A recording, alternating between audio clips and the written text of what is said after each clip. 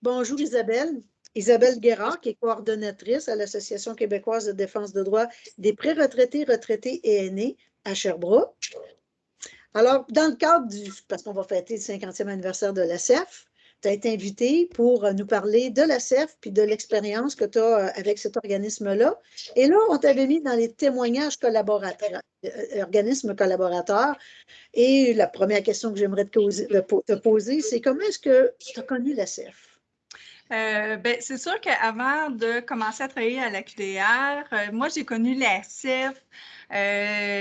J'avais autour de 21-22 ans. J'étais étudiante à l'Université de Sherbrooke, puis il y avait un bar à Sherbrooke qui faisait un tirage d'implants mammaires. Donc, sous le thème, c'était les samedis, changer votre anatomie.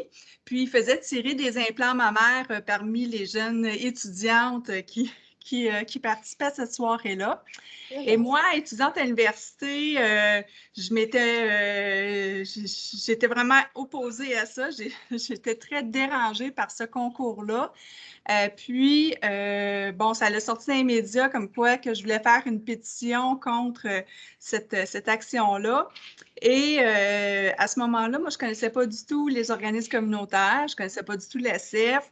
Donc, il y a deux organismes qui ont entré en contact avec moi à ce moment-là. Donc, il y avait le Centre de santé des femmes de l'Estrie, mais aussi la CEF de l'Estrie avec, je pense que c'est Ghislaine Beaulieu. Les deux organismes ont travaillé avec moi. Ils m'ont montré vraiment un peu comment on pouvait faire des actions, une pétition. Fait que je te dirais que c'est comme ça un peu que j'ai connu la CEF. Ils m'ont appris beaucoup. Moi, j'étais contre l'action, mais il y avait beaucoup d'autres éléments que je n'étais pas au courant. Puis, la CEF m'avait, entre autres, informé beaucoup là-dessus. Donc, il y a eu cette matière, pareil, pour connaître ouais. ton organisation. Peut-être juste faire le Centre de santé des femmes qui est maintenant Concertation Femmes-Estrie. Non, le Centre de santé des femmes, maintenant, c'est Arrimage Estrie. Ah, OK, c'est bon, c'est bon. Oui, OK. Ouais, dans le fond, il y avait plusieurs volets, mais Arrimage a comme continué mais avec le volet image corporelle. Donc c'est ça. Donc, à partir de là, moi, j'ai continué à travailler. J'ai comme fini mes études, puis j'ai embarqué là, au Centre de santé des femmes de l'Estrie. Mais ça a été une très, très belle collaboration là, avec la CEF.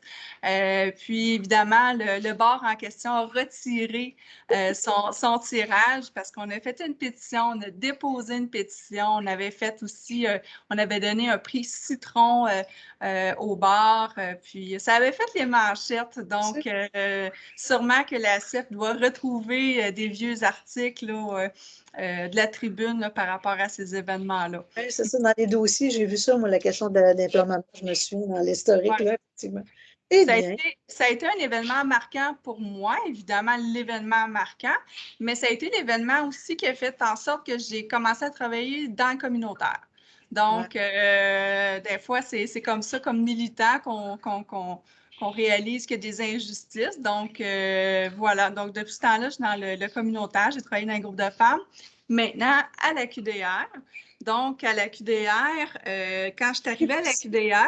C'est un organisme de défense de droit comme la CEF. Exactement, exactement. Donc, quand je suis arrivée à la QDR, tout ce qui touchait les aînés, ben, je connaissais un peu moins, mais évidemment, en écoutant les gens téléphonaient pour parler de situations très difficiles qu'ils vivaient, d'injustice. Donc, c'est comme ça que je me suis rendu compte, entre autres, qu'il y avait des gros problèmes au niveau de la fraude, que les personnes aînées étaient particulièrement touchées. Et il y avait aussi des gros problèmes au niveau là, des droits des personnes dans les résidences privées pour aînés. Donc, Sylvie Bonin, je ne la connaissais pas. Et qui a approché qui? Je pense que c'est la QDR.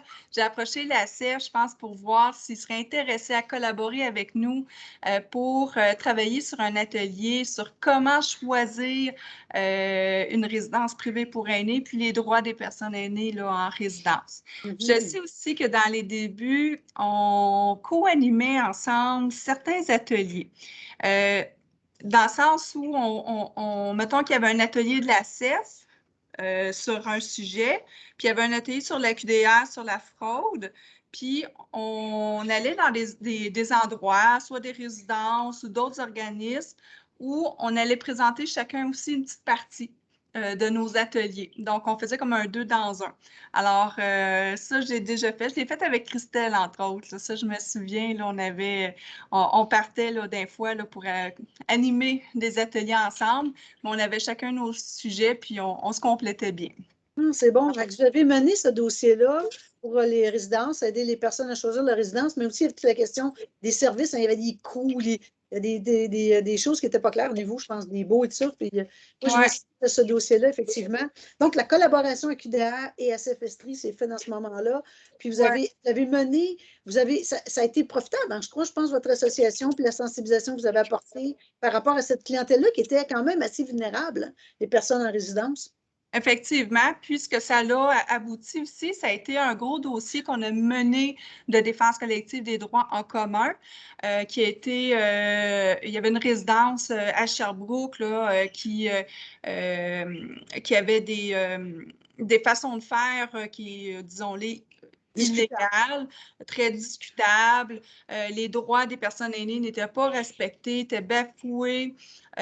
Puis, on voulait pas, c'était une très grosse résidence, puis il n'était pas question qu'on laisse les choses comme ça.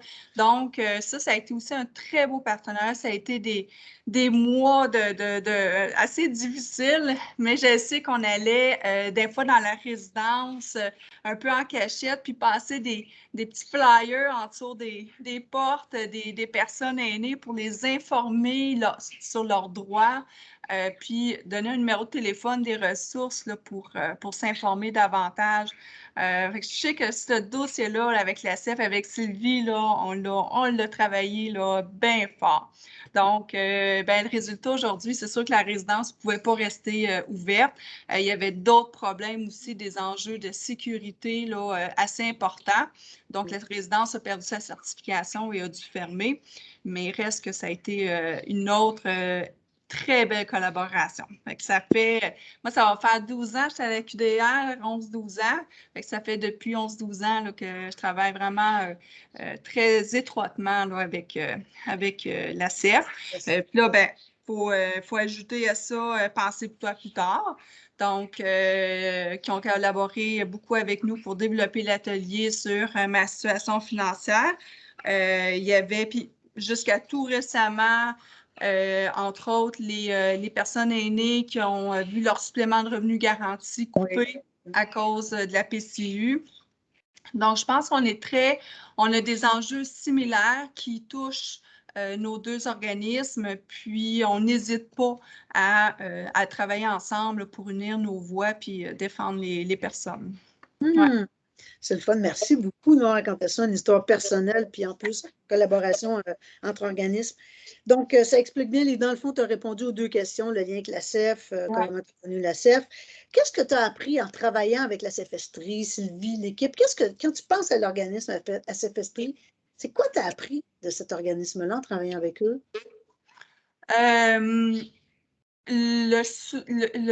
L'importance d'avoir toute l'information complète. Donc, vraiment d'aller au fond des choses, de s'assurer de donner vraiment toute l'information la plus juste et la plus claire possible aux personnes pour que les personnes, évidemment, puissent prendre leur propre décision, faire des choix éclairés. J'ai appris aussi, il y a des ateliers que j'ai suivis, je dirais même quasiment à titre personnel, vu l'intérêt, des ateliers sur les régimes épargne-études. Oui. C'est incroyable l'information qu'ils donnent, puis après ça, on se sent vraiment outillé à prendre des décisions. Donc, je dirais que c'est vraiment ça que j'ai appris avec la CEF. Je pense que le fait de bien travailler, le fait d'aller vraiment, le souci d'avoir l'exactitude de l'information. Ouais. Ah, wow, c'est le fun. Si tu avais à donner un qualificatif à la CEF, ce serait quoi? Si tu avais une qualité, un qualificatif, ce serait quoi? Ben, je ne sais pas si c'est beau à dire, là, mais le chien garde des consommateurs, le chien garde des personnes. Ouais, Ça, c'est ouais, vrai, c'est bon. Ils sont très vigilants par rapport à tout. Puis je trouve ça le ouais. fun. C'est un lien aussi avec ce que tu disais, dans le fond, d'apprendre à avoir toute l'information. C'est cette vigilance-là, de ne pas laisser le hasard, mais pas y aller au hasard non plus. Pas mal informer les gens. Hein, Oh, oui, ouais, ouais, ouais. fait que tu sais qu'on fête le 50e anniversaire cette année de l'organisation, de cet organisme-là, 50 ans déjà. Si tu Ouais. avais à faire un souhait pour ce 50e anniversaire-là, à la CEF, quel serait-il, Isabelle? Hmm. Ben, de façon utopique, je pourrais souhaiter qu'il n'y ait plus d'organismes communautaires en défense collective des droits parce qu'il n'y en aura plus de besoin. Hum, Donc, hum. les droits seraient tous respectés. Mais réalistement, ce que je peux souhaiter, c'est encore 50 autres belles années minimum pour la CEF. Donc, voilà, c'est mon souhait. Donc, bon 50e, cher à CEF Estrie. Merci beaucoup, Isabelle, d'avoir participé à cette activité-là, d'être témoin collaboratrice de la CFSTRI. Je te remercie du temps que tu as passé avec nous. Puis je te souhaite une belle fin de journée. Ça m'a fait plaisir. Bye bye. Bye bye.